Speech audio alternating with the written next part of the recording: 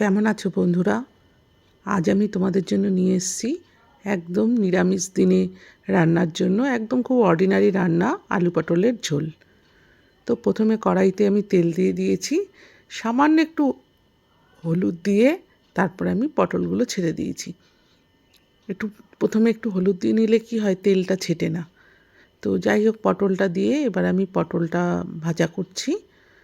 তো পটলটা ভাজা হয়ে গেলে আমি এবার তুলে নেব। পটলটা কিন্তু ভাজা হয়ে গেছে। তো পটলটা ভাজা হয়ে যাওয়ার পর ওই তেলেই আমি আরেকটু তেল দিয়ে আমি জিরে তেজপাতা ফোড়ন দেব। ফোড়নটা দেওয়ার পর ফোড়নটা যখন একটু ভাজা ভাজা হবে, আমি আগে থাকতেই একটু আলু সেদ্ধ করে রেখেছিলাম, যেহেতু আমি আলুটা একটু সেদ্ধ করে নিই।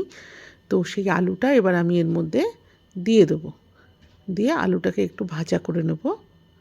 আর এদিকে আমি একটা মশলা রেডি করে রেখেছি।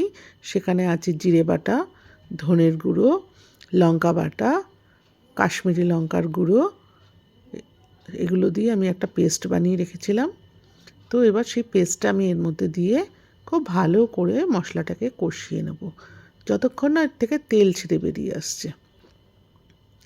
একটা টমেটো দিয়ে দিলাম, দিয়ে ভালো করে কষাতে হবে। কষাতে কষাতে যখন এর থেকে তেল বেরিয়ে আসবে, তো আমি একটা বাটিতে জল গরম করে রেখেছি। যেহেতু আমি রান্নায় ঠান্ডা জল দিই না, তো সেই গরম জলটা আমি রেডি করে ফেলেছি। মশলাটাও কিন্তু আমার কষে এসেছে। এবার এই জলটা দিয়ে দেবো। জলটা দিয়ে ভালো করে নেড়ে চেড়ে একটু ঢেকে রেখে দেবো। একটু ঢেকে দিয়ে 10 মিনিট টাইম পর্যন্ত একটু ঢেকে গ্যাসটা কমিয়ে একটু আলুটা সেদ্ধ হতে দেবো। এবার এর মধ্যে আমি পটলগুলো অ্যাড করে দেবো। ঝোলটা ফুটে গেছে, এর সাথে কিন্তু পটলগুলো এবার অ্যাড করে আর একটু আমি ঢেকে রেখে দেবো। সব পটলগুলো দিয়ে দেবো এবারে, দিয়ে আর একটু নাড়াচাড়া দিয়ে আমি ঢেকে দেবো। দেখো, তরকারিটা কিন্তু আমি একদম শুকনো শুকনো করিনি, একটু ঝোল মতন করেছি। নিরামিষ দিনে এরকম ডাল তরকারির সাথে একটা এরকম ঝোলের আইটেম হলে পরে মানে দরকার হয় আর কি। তো সেই হিসাবে এই আলু পটলের ঝোলটা আর কি করা। তো আমিও কোনো একটা নিরামিষ দিনে এই রান্নাটা করেছিলাম। তো এই আমার দেখো হয়ে গেছে। এবারে দিলাম হচ্ছে একটু ঘি দিলাম, আর এটা দিলাম, আর একটু মিষ্টি দিলাম। সামান্য একটু মিষ্টি দিই জাস্ট ব্যালেন্স হওয়ার জন্য, একটু মিষ্টি দিলাম। আর দিলাম হচ্ছে এই হলো গরম মশলার গুঁড়ো।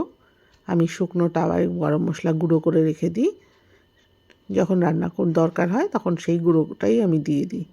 আর এর সাথে সামান্য একটু ঘি দেবো, তাহলেই কিন্তু আমার রান্নাটা একদম রেডি।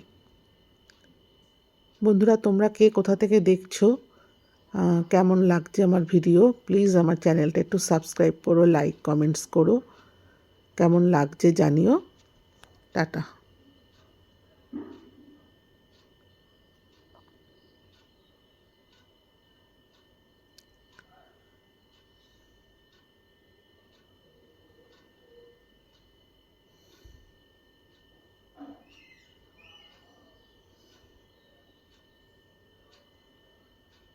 ব্যাস, একদম পুরো তরকারি রেডি।